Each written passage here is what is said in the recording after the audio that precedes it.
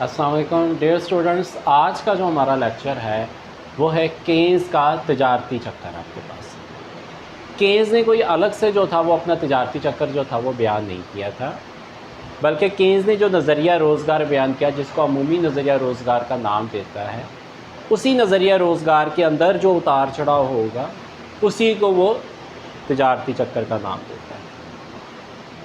Keynes के मुताबिक मजमूई तलब के दो अज्जा होते हैं, y is equal to c plus आई।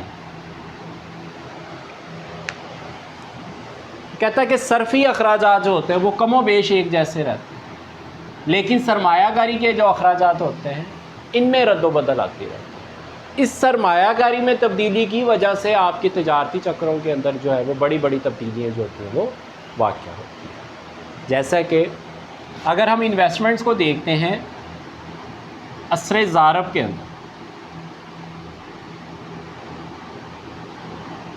जिसके मुताबिक y is equal to function of i। अगर हम साथ में ट्रेड साइकिल बनाएं x एक्सिस y एक्सिस,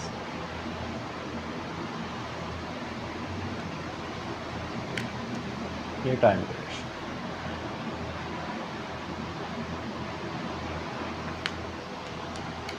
ये है आपके पास, और ये है आपके पास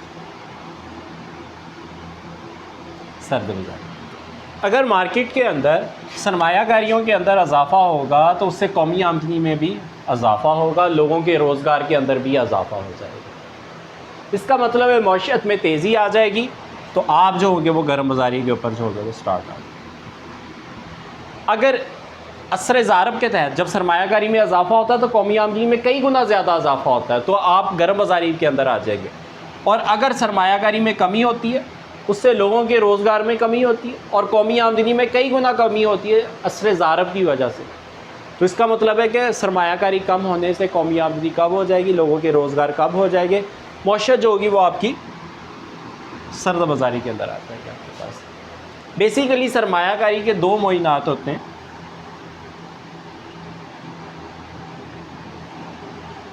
एक MEC, दूसरा मार्केट में राइज और शरह सूद होता है। MEC marginal efficiency of capital होता है, मुख्ततम इस्तादाद सरमाया। अगर मार्केट के अंदर मुनाफे की मतवक्के शरह जो होगी वो ज़्यादा होगी तो हमारी सरमायाकारियों के अंदर भी इजाफा होता चला जाएगा, और अगर मार्केट के अंदर मुनाफे की जो मतवक्के शरह होगी वो कम हो जाएगी तो हमारी सरमायाकारियों के अंदर भी कमी हो जाएगी। क्योंकि MEC के बढ़ने की वजह से सरमायाकारियाँ बढ़ेगी और असर ज़ारब के तहत कौमी आमदनी में कई गुना ज़्यादा इजाफा हो जाएगा। और अगर MEC के अंदर कमी हो जाएगी आपके पास तो मुनाफे की मतवक्के शरह कम हो जाएगी, सरमायाकारी कम हो जाएगी, जिससे असर ज़ारब के तहत कौमी आमदनी में कई गुना ज़्यादा जो होगी वो कमी वाक़या होगी। इसी तरह से मार्केट में राइज शरह सूद, अगर शरह सूद कम होगी, सरमायाकारियाँ ज़्यादा होंगी, लोगों के रोज़गार बढ़ेंगे, आमदनियाँ बढ़ेगी, मार्केट तेज़ होगी, तो आप गर्म बाज़ारी में आ जाएंगे। अगर मार्केट में राइज शरह सूद ज़्यादा हो जाएगी, सरमायाकारी कम हो जाएगी, जिससे लोगों के रोज़गार में कमी हो जाएगी, कौमी आमदनी में भी कमी हो जाएगी। हालांकि बाज़ का अगर ज़र की रसद में, जैसे सर्द बाज़ारी के अंदर अगर ज़र की रसद में भी इजाफा किया जाए, फिर भी मार्केट स्ट्रक्चर जो होता है वो आपका गर्म बाज़ारी की तरफ नहीं जाता। इसीलिए सरमायाकारियाँ जो होती हैं वो बेस कर रही होती हैं आपकी MEC के ऊपर, और साथ में वो बेस कर रही होती है शरह सूद के अंदर। अगर MEC ज़्यादा होगा, सरमायाकारियाँ ज़्यादा होगी, मार्केट गर्म बाज़ारी में होगी असर ज़ारब की वजह से। अगर MEC कम होगा, सरमायाकारी कम होगी, तो ये सर्द बाज़ारी के अंदर आ जाएगी। सर्द बाज़ारी के हालात जो होते हैं वो हमेशा नहीं रहते। उसकी वजह ये होती है कि MPC जो होता है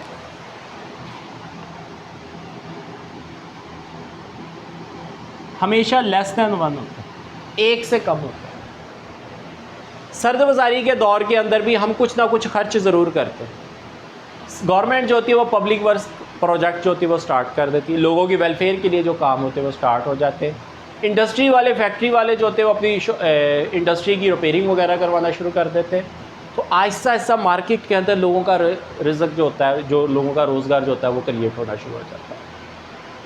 और वैसे भी बहुत सारे लोग ऐसे होते हैं जो इस चीज़ को देख रहे होते हैं, गर्म बाज़ारी में है तो प्राइसेस ज़्यादा है, जब सर्द बाज़ारी में है वो देख रहे होते हैं कि प्राइसेस जो है वो गिर रही हैं, जब उनको पता चल गया कि इससे ज़्यादा जो है वो प्राइस नहीं गिर सकती, तो वहाँ पर वो उस चीज़ को ख़रीद लेते हैं।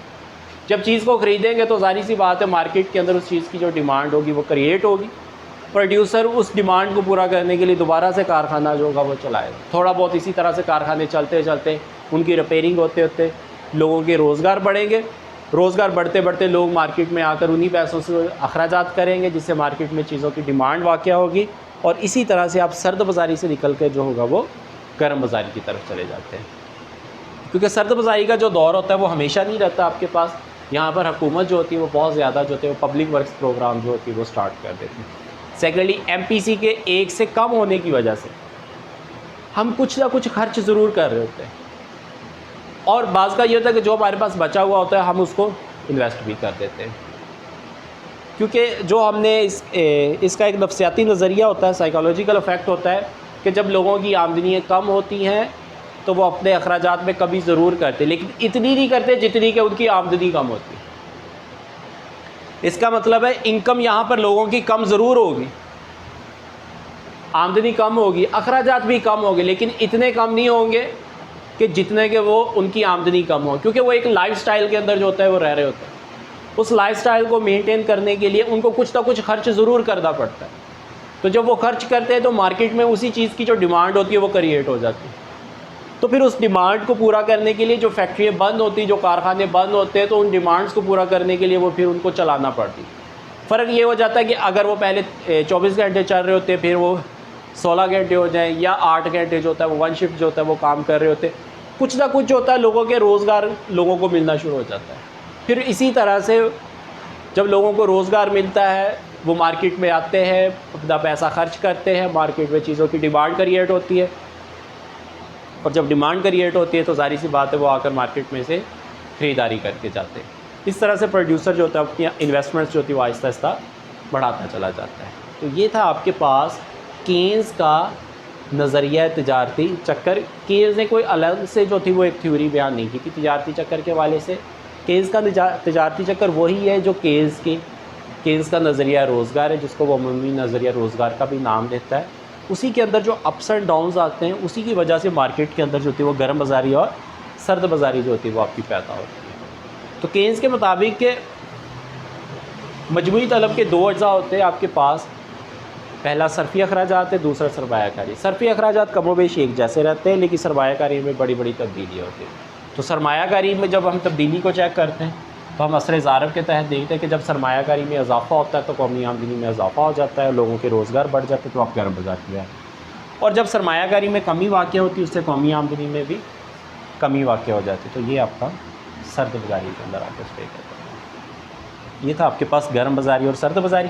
इसी तरह से सरमायाकारी के 2 मुआयनात होते हैं, पहला MEC और दूसरा जो होता है वो आपके पास मार्केट में राइज शरह सूद होता है। MEC को मुनाफे की मतवक्के शरह कहते हैं। कारोबार मार्केट के अंदर अगर मुनाफे की मतवक्के शरह ज़्यादा होगी, लोग ज़्यादा इन्वेस्ट करेंगे, लोगों के रोज़गार बढ़ेंगे, आमदनी बढ़ेगी, मार्केट तेज़ हो जाएगी, तो आप गर्म बाज़ारी में पहुँच जाएगी। लेकिन अगर आपकी मुनाफे की मतवक्के शरह कम हो जाती है, लोगों के रोज़गार कम हो जाते हैं, कौमी आमदनी कम हो जाती है, वो अपनी सरमायाकारियों में कमी कर देते हैं, तो आप जो होंगे वो सर्द बाज़ारी के अंदर आ जाते हैं। इसी तरह से रेट ऑफ इंटरेस्ट कम होगा, सरमायाकारियाँ ज़्यादा हो जाएगी, रेट ऑफ इंटरेस्ट ज़्यादा होगा तो सरमायाकारियाँ कम हो जाएगी। और सरमायाकारी का ज़्यादा या कम होने से असर ज़ारब के तहत कौमी आमदनी पर बहुत ज़्यादा इफेक्ट पड़ता है। ये था आज का हमारा 10 लेक्चर। तो अपना बहुत सारा ख्याल रखिएगा। अल्लाह हाफ़िज़।